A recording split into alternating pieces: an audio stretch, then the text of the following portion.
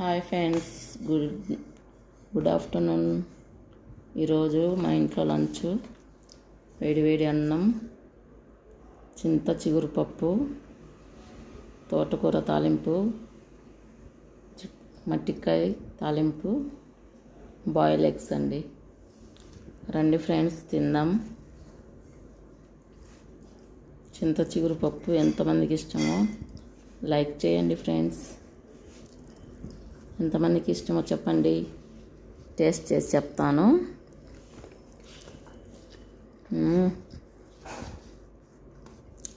Super ఉందండి.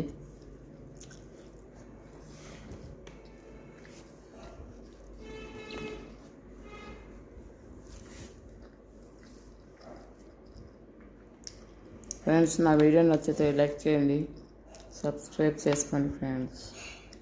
Thank you.